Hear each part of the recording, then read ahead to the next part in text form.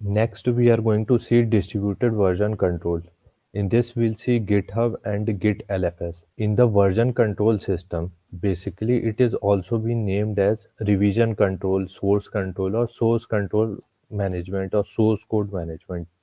So these all are the name of version control systems. What are the responsibility handled by this type of system is like for managing changes happening to the computer program, documents, or large websites. Then it also manages the collection of multiple informations, and it actually do revision management as the main part. And the most important software engineering aspect itself is software configuration management, means different versions of the software were there. So how to manage those software, this is the most important task being solved by the version control systems. So version control system we see as are basically standalone applications. Next, the centralized version control. So it is one of the simplest solution for server handling, which equal to the master slave configuration, which is having single server and which actually holds the code. And then the client actually accesses the server by doing check-in and check-out. And this is very simple.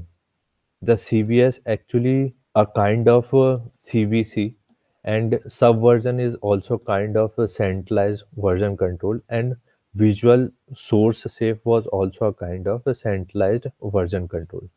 What are the advantage of this CVC? It's simple to manage a single server.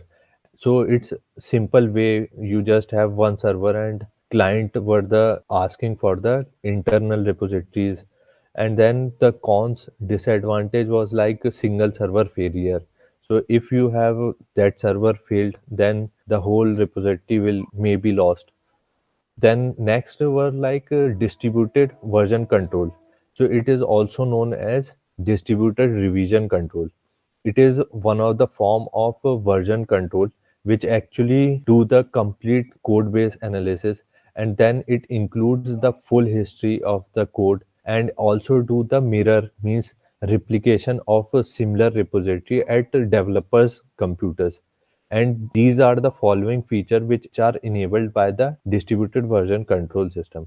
What it does automatic management of branching and merging of various repository input, and then the speed up of for the most of the operation by pushing and pulling various files.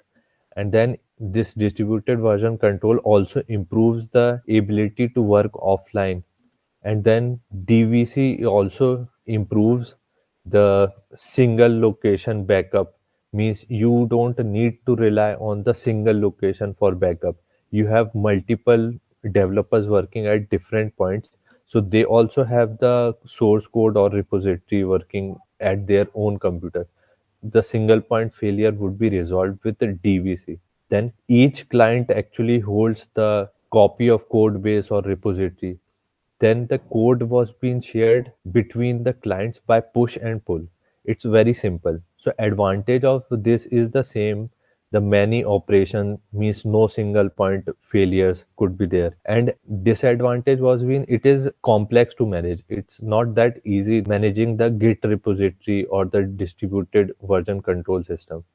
Next, we'll see the difference between the centralized version control system and distributed version control system. In left hand side, you'll have the centralized version control system where a computer A and computer B checking out at the same server for the same version database, and different versions were there. It's a little bit easy. But in the right hand side, you'll see that Git repository is available with user 1, user 2, user n, and user 3, and all of them are accessing the same Git repository and doing push and commit at various time points.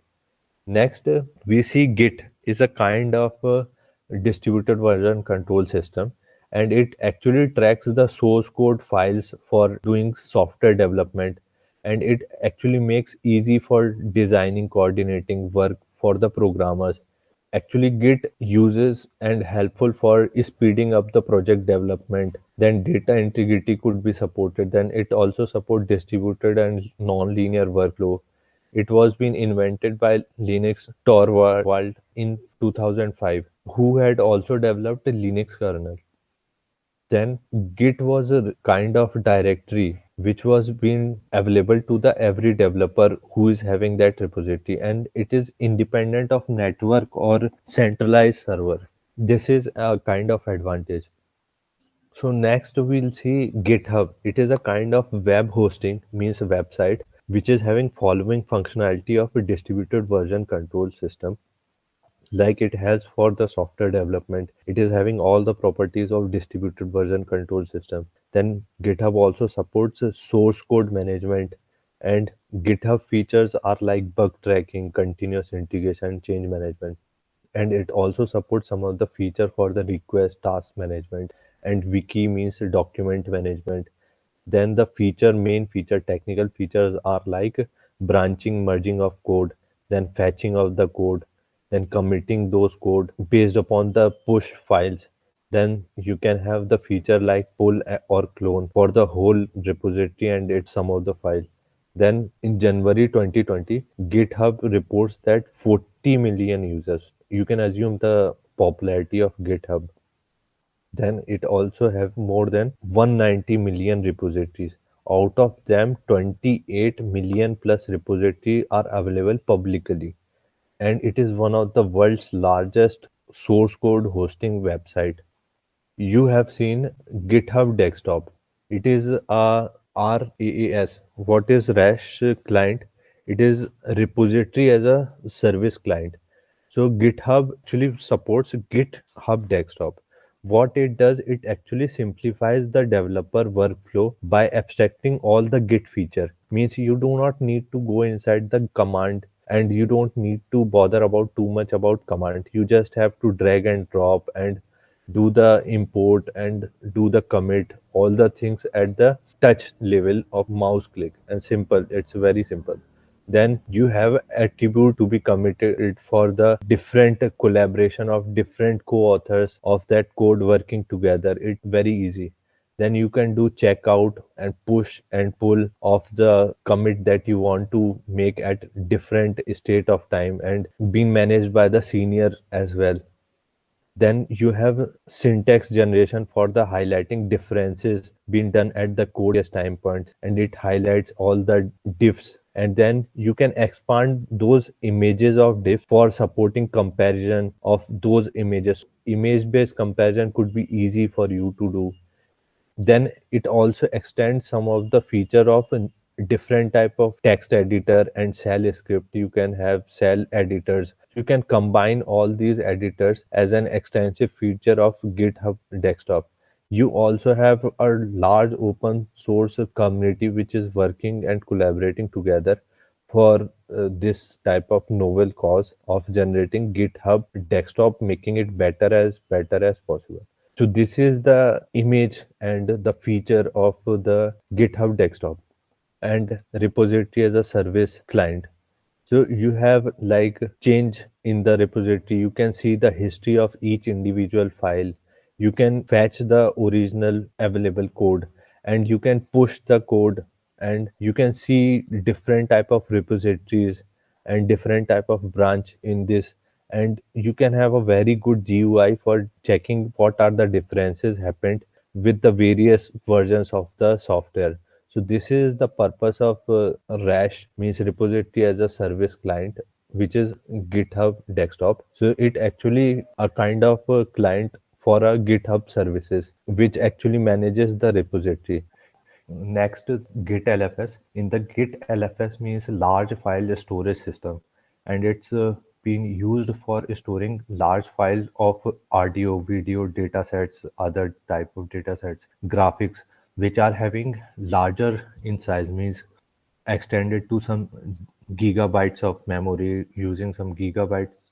So it's very difficult for you to maintain those type of source code or files along with large files. So what Git do shifting of that large file to other server, and in that repository that you have, in that repository it makes a file with the same name as large file name and .pst. and that contains the pointer which is targeting towards the large file repository where it has been stored. Large file is being stored at a server. So this type of large file was usually being stored at a remote server other than normal repository that you use.